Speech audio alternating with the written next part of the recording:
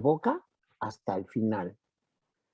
Y si ustedes recuerdan, cuando hablamos de histología general, mencionamos que esas glándulas están formadas por lo que es el parénquima y el estroma, ¿sí se acuerdan? Ajá. El parénquima, como es bien sabido, corresponde a la cuestión funcional, la secretora, y el estroma es lo referente a lo que decimos que es la arquitectura o estructura de una glándula, es la que le da el soporte a esa glándula. ¿Sí? Si ustedes recuerdan, dije que todas las glándulas que se localizan a lo largo de todo el tubo digestivo, las que llegaban a encontrarse en la lámina propia eran las encargadas de producir 4 tipos de secreción. Dime cuáles son esos 4 tipos de secreción, Fernanda.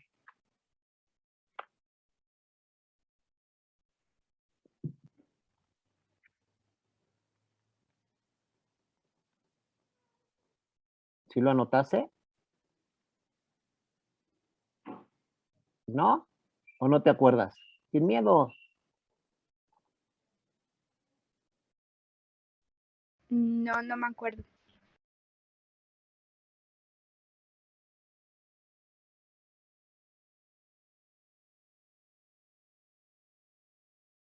Su micrófono, profesor. Fernanda, Elizabeth, a ver, ayúdale. Es que lo apago para que no se escuche bien, si no hay que con el micrófono se queda. Sí lo tengo anotado, pero todavía no lo encuentro. No me acuerdo, ya el viernes es el examen. Yo Mariana. las tengo, doctor. A ver, ¿quién dijo? Sí. Graciela. ¿Quién? Son las enzimas, Ajá. las coadyuvantes, la mucina y el moco. Así es, dijimos, todas las glándulas que están en la lámina propia, en este caso correspondería a las glándulas menores del tubo. Producen 4 tipos de secreción: hormonas, enzimas, secreción coadyuvante o hidroelectrolítica, que así le llamamos, y la mucina o moco. Esos son los que producen las glándulas menores, aunque también recuerden que les dije que podíamos encontrar en la capa submucosa. Y como ejemplo de estas mencionamos a las glándulas duodenales o de Brunner, que se encuentran en el intestino delgado en lo que respecta al duodeno, y son las encargadas de producir un moco alcalino para cuando sale la secreción ácida del estómago, se neutralice el pH y esto permita la acción de las enzimas y de las hormonas. Ajá. Bien. Eso es en cuanto a las menores. Entonces ya dijimos, el parénquima, pues en este caso va a ser la función, la cuestión funcional secretora, y el estroma es la arquitectura, ¿verdad? O el sostén de una glándula, principalmente. Dentro de las glándulas hay varios tipos, puede ser de diferente forma o tipo, pero la función va a ser la misma. Hay glándulas, dicen, de base enrollada, son las formas, ¿verdad?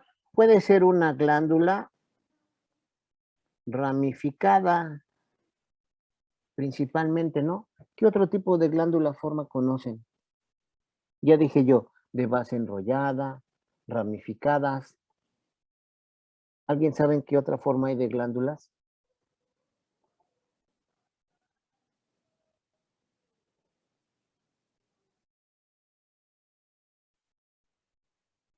Y pues una glándula simple, ¿no?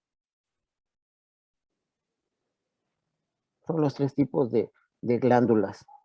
Ya dije, estas glándulas se ubican en su totalidad en la lámina propia y producen los 4 tipos de secreciones. Y lo volví a reiterar.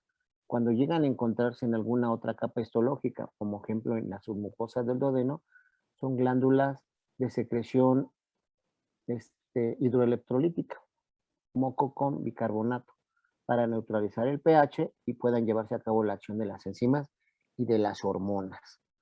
Ya dije yo hace rato, tan importante es una glándula menor como una glándula mayor. Ajá, las dos son necesarias. ¿Sí? Lo mismo la glándula hepática, el páncreas, ustedes saben que son glándulas de gran volumen y que son indispensables para la vida, ¿verdad? No se diga el hígado, el páncreas, pero por ejemplo yo les pregunto, ¿ustedes han escuchado alguna vez que haya habido trasplante de páncreas? Son muy contados. De hígado sí, ¿verdad? De riñón, corazón, pero de páncreas casi no, ¿eh? Muy pocos. ¿Por qué? Porque el páncreas es una glándula que tan solo tocarla o manipularla se puede estimular, podemos activar su secreción enzimática y provocar una pancreatitis aguda. Por eso los cirujanos cuando entran a operar y no es una cirugía de páncreas, entre menos lo manipulen y lo toquen, no se meten con él. Y además la pancreatitis también es una de las primeras causas cuando llega a haber algún accidente automovilístico y llegas a tener compresión abdominal, es una de las glándulas que llega a lesionarse, ¿verdad? Y de ahí que manejemos dos signos paptonomónicos, lo que es el de Turner y el otro es el de Cullen. Son dos signos, uno se da a nivel de la cicatriz umbilical y otro se da atrás en la región lumbar, como moretones o equimosis. Y es mal pronóstico cuando ves un paciente porque lo más seguro es que ese paciente se va a clavar. Entonces ya es muy difícil que la libre. ¿Sale? Bien. Entonces, eso es lo de glándulas, que ustedes sepan de qué tipo son, dónde se encuentran, qué tipo de secreción pueden poner. Pero en tamaño la importancia es lo mismo, vuelvo a repetir. Por ahí decía un profesor que grandotas, pero tontotas, y chiquitas, pero picosas, ¿no? Porque producen mucha secreción. Y las glándulas salivales o las glándulas menores que están en la boca, en la faringe, en el esófago, producen mucha secreción también, igual que lo que produce el hígado y el páncreas, que lo mandan al tubo digestivo, y estas que se encuentran dentro del tubo, que normalmente lo que decimos en cuanto a glándulas, ¿sale? Es un tema muy cortito, pero hay que platicarlo y comentarlo. Bien, además de que la vez pasada en los cuadros que les puse de embriología, vieron de qué capa embriológica, hepto, meso y endodermo, ahí les puse a qué daba origen cada capa, y ustedes vieron que dentro de estas capas hay una capa que daba origen a las glándulas. ¿Cuál era? El hepto, el endo, bueno, el hepto, meso o el endodermo, que daba origen a las glándulas. El endodermo. El endodermo. Ahí viene también esto, para que vean cómo estamos relacionándolo. ¿Sale? Eso es de glándulas. Y todo, ¿por qué menciona esto? Porque recuerden ustedes que cuando empezamos las clases en este semestre, yo les comenté que todo lo que acontece en nuestro tubo digestivo, desde la boca hasta que lo sacamos, hasta la defecación, que es un proceso, un acto, o la eliminación, que son dos cosas diferentes, todo lo que acontece en el tubo digestivo son movimientos y secreciones. Ejemplo, cuando comemos, vamos a empezar a comer, abrimos nuestra boca, descenso de la mandíbula, se eleva otra vez la mandíbula, bueno, cae el alimento en la lengua, se eleva la mandíbula, protruye y empezamos el proceso de la masticación. Empezamos a formar fragmentación, lo que dijimos hace rato, fragmentación, ¿verdad? Hacer más pequeñas esas partículas de alimento. Pero ¿qué más está sucediendo dentro de la boca? Ah, pues secreción salival. ¿Qué va a ir dentro de la secreción salival? Enzimas, ¿no? La alfa-amilasa salival o tialina, agua, etcétera. Entonces ahí estamos empezando todo un proceso. Y la mandíbula se mueve, abre y cierra y se va de un lado hacia otro. La lengua se eleva y también se mueve de un lado hacia otro. Los carrillos que se abren por dentro y mejillas por fuera, que ahorita lo vamos a ver, se van hacia adentro para evitar que el alimento se salga de la cavidad oral propiamente dicha hacia el vestíbulo, y es una coordinación. Cuando se rompe esa coordinación, pues se han llegado a morder, ¿no? Lo que vienen siendo los carrillos por dentro, vuelvo a repetir, y mejillas por fuera, nos mordemos y duele mucho, ¿no? Entonces todo eso es una coordinación y son movimientos y secreciones. Pasa a la faringe, que son, se eleva la faringe, tapa al conducto nasal, también tapa la epiglotis, se aproximan los músculos, las cuerdas bucales, o sea, todo es un proceso de movimientos y secreciones, y también hay secreción de moco, ¿verdad? Para humectar y lubricar y permitir el paso del estómago. Llega al esófago, movimientos peristálticos que ustedes mencionaron, ¿no? Y también hay secreción. Llega al estómago, movimientos de mezcla, digestión, secreción y movimientos de evacuación, movimientos y secreciones. El intestino delgado, secreción intestinal, movimientos peristálticos, ¿verdad? Movimientos y secreciones, absorción. Intestino grueso, movimientos y secreciones y absorción. Y llega a la parte final del tubo, eliminación o defecación. Entonces, para que vean que todo lo que acontece en mi tubo digestivo Dijimos tubo porque tiene un orificio de entrada y uno de salida. Son movimientos y secreciones, que es lo que le estudiamos siempre a nuestro tubo digestivo. ¿Sale? ¿Hasta ahí vamos bien? Son movimientos y secreciones. Ahora, ¿quién más va a participar en esta cuestión de lo que son secreciones? Ya dijimos, las glándulas. Pues va a ser el músculo, ¿no? ¿Sí o no? Ahora, ustedes me van a ayudar, porque dijimos que iban a checar músculo estriado, cardíaco y músculo liso. ¿Sale? ¿Quién dice yo?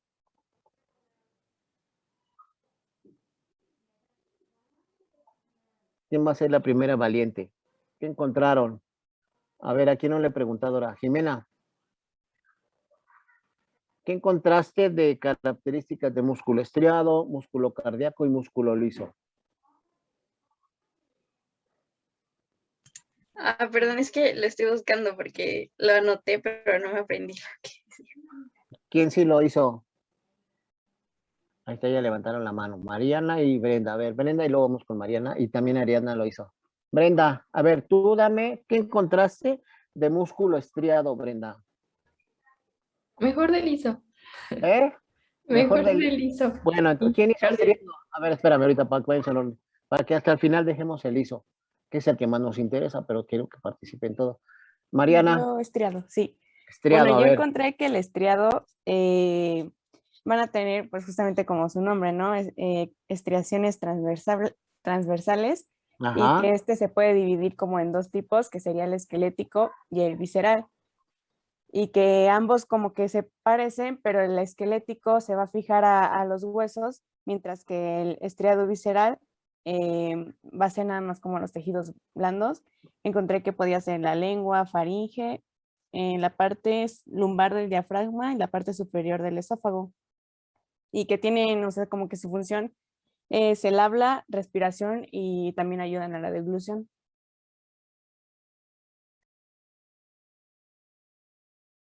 Su micrófono, profesor. Ahí se me olvida.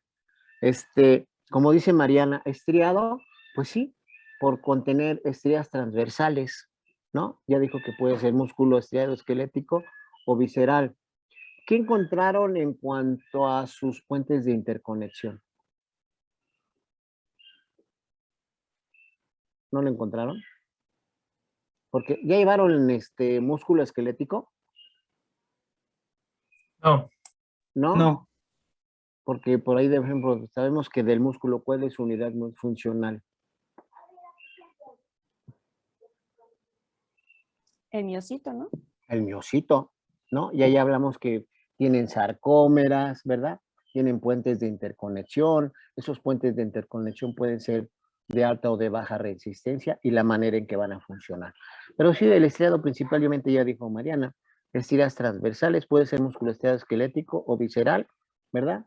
Y contienen todos los músculos, ¿se acuerdan que tienen lo que es la actina, la miosina y también se habla de la famosa troponina, que a lo mejor ya lo llegaron a escuchar.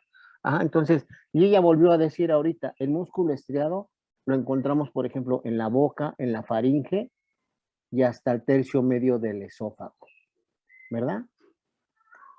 Y pudiera ser también en la parte baja, hasta el final, ¿verdad? Pero principalmente mencionamos que en estas tres estructuras. ¿Sale? A ver, ¿quién era la otra que alzó la mano? Ariadna, ¿encontraste músculo cardíaco? Sí, A ver, ¿qué características tenemos del cardíaco? bueno, va a ser una célula, va a ser corta y angosta. La vamos a tener, por ejemplo, en corazón, en la vena cava superior, inferior y en las venas pulmonares. Van a tener fibras ramificadas, también van a tener estrías, solamente van a tener un núcleo, van a contar con túbulos T. Ajá. Se van a unir a otras células a partir de discos intercalares. Estas son como sus características que más la diferencian. Van a tener una inervación involuntaria y su inervación eferente va a ser autónoma. Así es. Aquí también pues se van a regular a partir del calcio. No van a realizar mitosis. Si se puede hipertrofiar y en condiciones normales no va a tener una regeneración. Así es, ¿verdad? El músculo cardíaco, el corazón. Por eso cuando se infartan, ese tejido que se pierde ya no se recupera. Ya no se recupera como, por ejemplo, el hígado que sí se recupera, ¿verdad? Pero puede quedar fibrótico. En el caso del corazón ya no.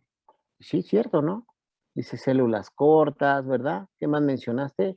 En el corazón, en la vena cava, en las arterias pulmonares, fibras resistentes, mencionaste tú, ¿no? Involuntario, ¿verdad? Y no es regenerativo. Por eso los infartos pues ya no se van a recuperar como tal, que es lo característico del cardíaco, ujú, que es lo más importante. Y el músculo liso. Recuerden ustedes que mencionamos en la clase pasada, dijimos, el músculo liso se iniciaba a partir de, si tomábamos en cuenta el esófago, dijimos que el esófago tenía en su tercio superior, que es el ejemplo clásico, músculo estriado. Tercio medio dijimos que era músculo estriado más músculo liso. Y a partir del tercio inferior del esófago hasta el final del tubo, músculo liso. ¿Y se acuerdan de las dos preguntas que les hice, no? Que a lo mejor no las pueden preguntar por ahí. ¿Dónde iniciaba el músculo liso? Y a partir de dónde estaba bien diferenciado el músculo liso. Y ustedes dijeron, ah, pues el músculo estriado se inicia en el tercio medio del esófago, bien diferenciado desde el tercio inferior del esófago hasta el final de mi tubo, que era una diferencia, ¿no? Igual les dije, ¿quién forma el plecho intramural? Ah, pues el plecho intramural por el plecho submucoso de Meissner sensitivo y el plecho mentérico de Auer-Motosh. Uno está en la submucosa y el otro está en la capa muscular externa. Ajá, que correspondería o corresponde a la inervación intrínseca del tubo digestivo, porque ustedes ya saben que la externa está dada por el parasimpático craneosacro y simpática o toracolumbar, ahí ya los ubiqué, ¿no? Igual les dije, dónde inicia el plecho intramural? Y a partir de dónde está bien diferenciado el plecho intramural. Entonces decían que en el tercio, ¿qué? Desde el tercio inferior, y les dije, no, a partir de donde encontramos músculo liso, que era el tercio medio del esófago, ahí empieza el plecho intramural. Bien diferenciado, a partir del tercio inferior también del esófago hasta el final del tubo, es el plecho intramural. O sea, ya se los recordé. ¿Sale? Ahora, Mariana, músculo liso. ¿Por qué nos interesa más hablar del músculo liso? Pues porque es el que vamos a estar hablando a partir de esófago hasta el final de nuestro tubo. Vamos a estar hablando de músculo liso. Y ya vieron ustedes que la mayor parte de mi tubo digestivo está formado por músculo liso. Ahora, Mariana, dinos qué características encontraste tú de este músculo liso.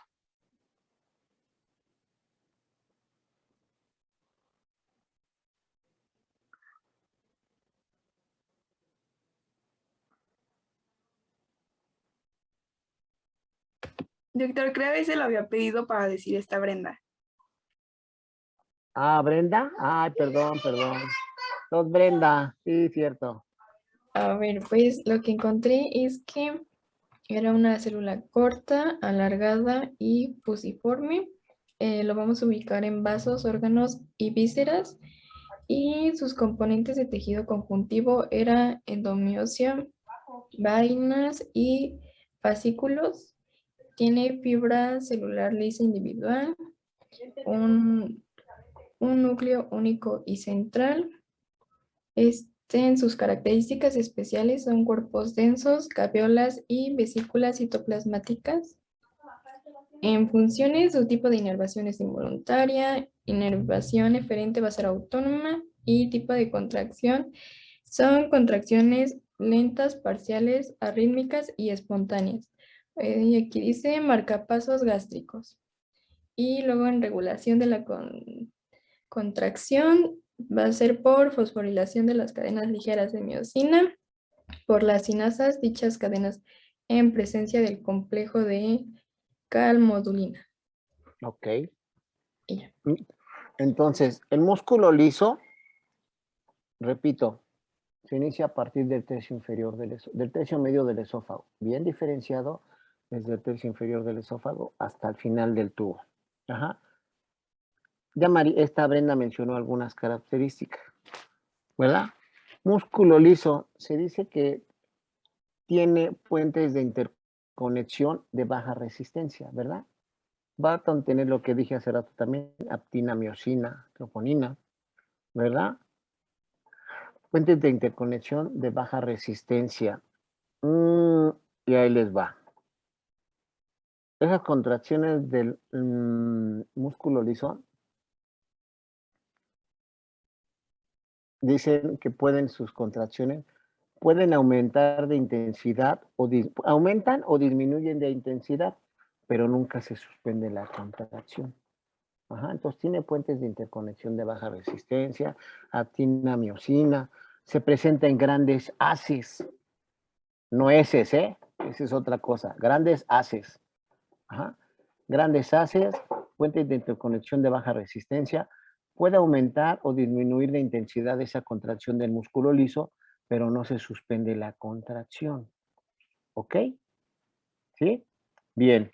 Ahora fíjense bien. Dentro del músculo liso visceral,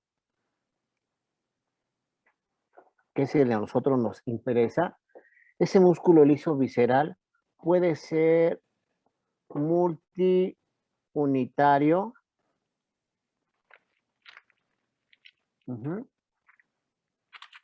Multiunitario o puede ser, Unitario, ¿no? sí, multiunitario, unitario, como quieras llamarlo. Y puede ser sin sitio o sin sitial. Ahorita les explico. Ajá.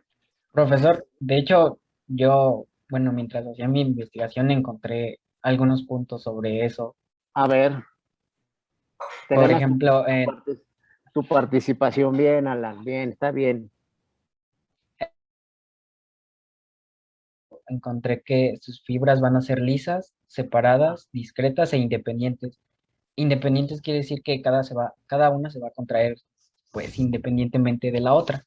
Ajá. Y cada una va a estar inervada por lo que va a ser una terminación nerviosa. Y van a estar aisladas entre sí por una capa de colágeno y glucoproteínas. Y en ejemplos encontré que podría ser el músculo del iris del ojo y el músculo ciliar del ojo. Así es. Muy bien. ¿Sí? Repítelas, por Y favor, Alan. Repites. Bueno, ah, termínala y ahorita la repites. ok. Y luego el músculo liso unitario, yo lo encontré que músculo liso unitario podía llamarse así, o sincitial o visceral, o sea, esos dos nombres. Sí, por eso mencioné yo que el músculo liso visceral lo puede ser multiunitario o unitario como tú lo estás marcando, más bien es unitario, tienes razón. Yo te lo digo porque, y sincitial, pero están bien los dos términos. ¿Me repites se lo repites a tu compañero las de músculo liso visceral unitario? ¿Quiere que repita Sí, todo lo o que los encontraste, ejemplos? sí, repítelo. Bueno, sus fibras son lisas, Ajá, separadas, discretas e independientes. ok, Cada una se va a contraer, pues, de manera independiente de las otras y van a estar inervadas cada una por una terminación nerviosa y se van a aislar entre sí mediante una capa de colágeno y glicoproteínas. así es. Todas esas que mencionó su compañero están bien. Y por ejemplo, unitario, aquí lo más importante, él dijo que el ejemplo de estas, tenemos al músculo liso que se encuentra en el iris del ojo. Ajá. Y él mencionó aquí que cada fibra muscular de ese músculo liso que está en el iris del ojo, para que pueda llevar a cabo esa contracción, cada fibra muscular tiene que ser estimularse para que se pueda dar esa contracción. O sea, cada fibra nerviosa, no más bien no es nerviosa, muscular, tiene que ser estimulada para que se dé esa contracción. Han hecho el reflejo pupilar con su lámpara de reflejo.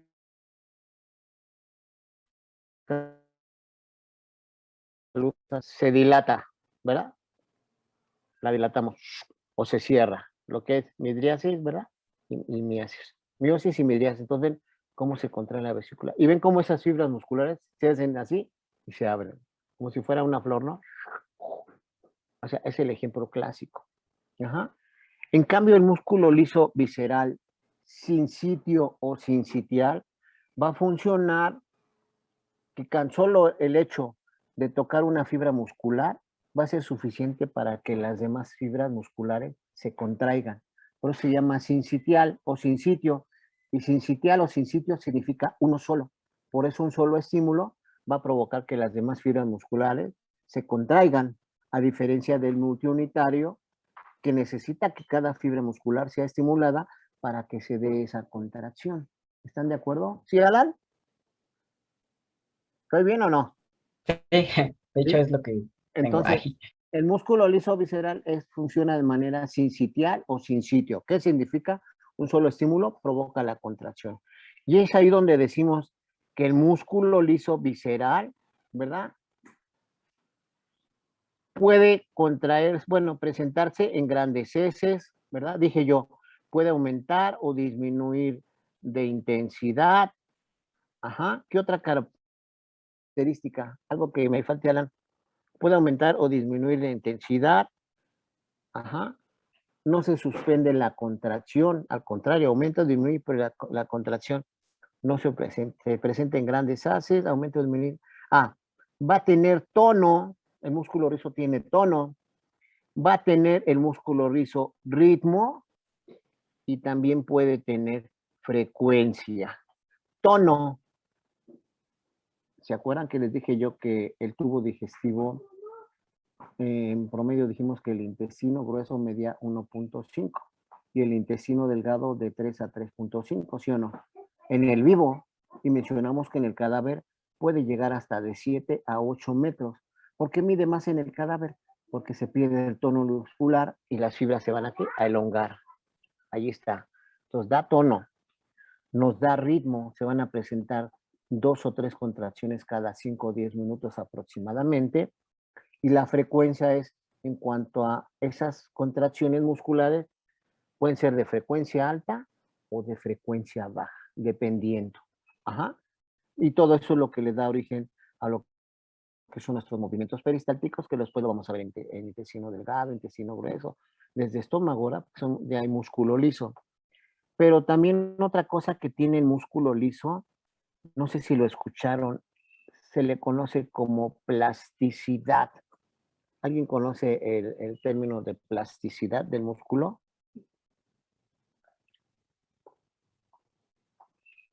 ¿No? ¿Lo han escuchado? ¿No? No.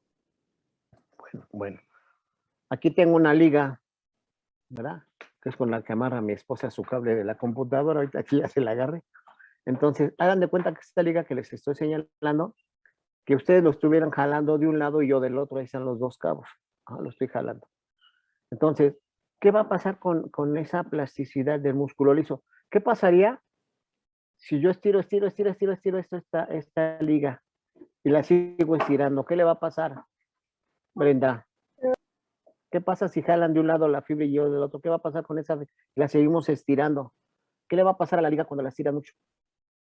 Se va a hacer, Se rompe, se truena, ¿verdad? ¿Por qué? Porque estoy ejerciendo fuerza en los dos extremos, está aumentando la presión.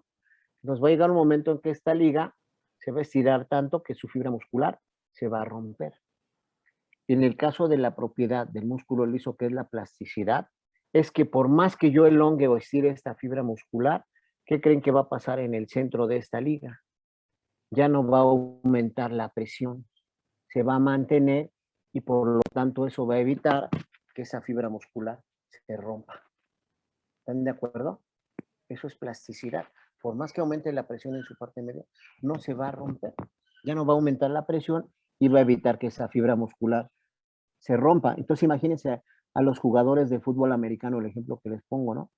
Que miden 2 metros o más de 2 metros. ¿Cómo comen esos cuates? No, pues tragan, que dan miedo, ¿no? Pero pues también los ves y la corpulencia. Imagínense el estomagote que tienen a una persona de estómago pequeño. ¿Cuánto es la capacidad gástrica en un adulto? De 1,5 litros hasta 2 litros, pero dependiendo la constitución y la estatura puede ser más. Entonces, ¿qué pasaría con ese estómago? Se empieza a llenar, se empieza a llenar, se empieza a llenar, se empieza a llenar. Pues se elongarían sus fibras musculares y pudiera reventarse, pero no va a suceder así porque ya no va a aumentar la presión de sus fibras musculares y no se va a dañar esa fibra muscular. Por lo tanto, eso es plasticidad. Y además que en el estómago, así como llega el alimento, empieza a haber movimientos de mezcla, secreción gástrica y empieza a haber movimientos de vacuidad, que significa vaciamiento gástrico. Entonces el estómago nunca se va a llenar totalmente, porque así como llega el alimento, movimientos de mezcla, secreción, empieza a haber movimientos de vacuidad o vaciamiento gástrico, que es lo que se conoce. Entonces, eso es la gracia o las propiedades que tiene nuestro músculo liso. Por eso les menciono yo, vean cómo nuestro cuerpo es una máquina maravillosa, ¿sí o no? El ser que nos creó, son católicos, apostólicos o romanos, bueno, yo soy católico, ¿verdad? Pero no sé, hay quien no lo sea a la mejor. Ahorita te pregunto a Carpio y a Yair. Ah, yo tengo una pregunta. ¿Qué pasó, Yair? De acuerdo a la plasticidad, entonces el músculo va a regresar a su forma original. Sí, se elonga, se va a regresar, está así, va a regresar. Pero yo estoy mencionando que si se está estirando esta fibra muscular, ya no va a aumentar la presión y se va a mantener, pero va a regresar a su forma normal. De ahí que tenga esos puentes de interconexión. ¿Quién más levantó la mano? Había otra persona. ¿Quién fue? Era Yair y otra persona, ya no, ya la quitó. Sí, eso es Yair, ¿vale? Entonces les decía yo, imagínense qué tan la máquina tan perfecta que es nuestro organismo, ¿no? Yo por eso digo, pues algo debe de haber, realmente sí creo que haya un ser que nos creó, ¿no? Porque eso que decían que se juntó la semillita con el agüita y se empezó a ver el origen de la vida y todo, bueno, son teorías, pero realmente el ser que nos creó, pues somos una máquina a la perfección, el hecho que podamos ver, escuchar, hablar, respirar, que tenga un corazón, o simplemente que digas, mi corazón late, bombea la sangre y por eso vivo, ¿no? O sea, hay algo más, porque tú dices, para un cuerpo que haga todas esas funciones tan maravillosas, dices, pues está en chino, ¿no? Lo que vieron hoy en la clase a lo mejor hablaron con el doctor Jorge, pero por ejemplo, yo ayer que me chequé, ¿ya vieron la película del médico? ¿No? Ya. Sí, ya lo vimos. Véanla porque se las vamos a preguntar. Yo la vi ayer, ya la había visto, pero la volví a ver, pero la había visto incompleta. Ayer sí ya la vi desde el inicio y sí está bien padre la película, ¿no? Todo lo que sucede y todo lo que se tenía que hacer. Entonces, cómo creían en lo del ser divino, todo lo que ustedes platicaron, las historias, todo lo que hemos visto que se perdió desde los griegos, luego los romanos, cuánto tiempo se dejó de investigar y quienes llevaban ventaja eran los musulmanes, ¿no? Hasta que este chavo se va con este señor a, ¿qué? Fapajagana, que era el pueblo donde estaba el médico que tenía los más altos conocimientos del mundo, vaya, se hace su alumno y todo lo que le aprenden. Y está muy buena la película, ¿no? Al final te quedas así, te pone a pensar muchas cosas. Entonces digo, imagínense nuestro cuerpo tan maravilloso. Y desde las épocas pasadas, pues vean ustedes cómo no se hacían las autopsias, no abrían a los pacientes porque estaba penado, ¿no? Y el que lo hacía, pues te mataban porque estabas ahí haciendo algo indebido. Deja tu celular, Eduardo. Ya les dije que dejen de estar jugando, ¿eh? Los estoy viendo, no crean que no me doy cuenta. ¿Sale? Dejen de chatear. Después luego quiero ver si en el examen así van No, a es estar, que ¿eh? Jimé me estaba diciendo que se le apagó el internet. Entonces le estaba diciendo que me dijera para que le dijera a usted No, para no. dejar pasar. Bueno, pues solo estás viéndote, pues yo no sé qué me sobre. Le digo, entonces sí, sí, véala, ¿no? Entonces, son cosas que se dan y ustedes dicen, todo eso acontece, todo eso me tengo que aprender, pues esto es lo que tenemos que aprender como médicos, es lo básico. Decía una compañera cuando yo ya estaba medicina, una compañera que tuve en la secundaria, decía, yo los admiro a ustedes porque yo no sé de dónde se aprenden tantas cosas, ¿no? Todo lo que tienen que aprender de anatomía, histología, de fisiología, los medicamentos, ¿no? Dice, ¿cómo te aprendes tantos medicamentos si sabes para qué son y qué? Pues no me los aprendo de la noche a la mañana, están macheteando, macheteando, macheteando, tanto los estoy mandando, tanto, ¿verdad? Y pues se lleva muchos años.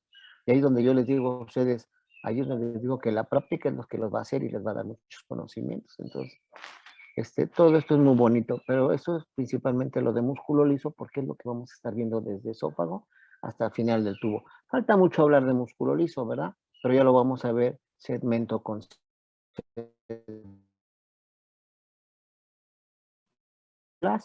y músculo. Entonces, no es mucho, es poquito, entonces es lo que nos faltaría.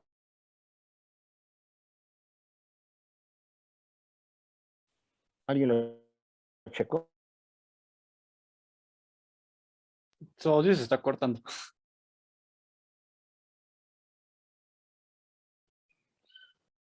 Ya me sentí bien.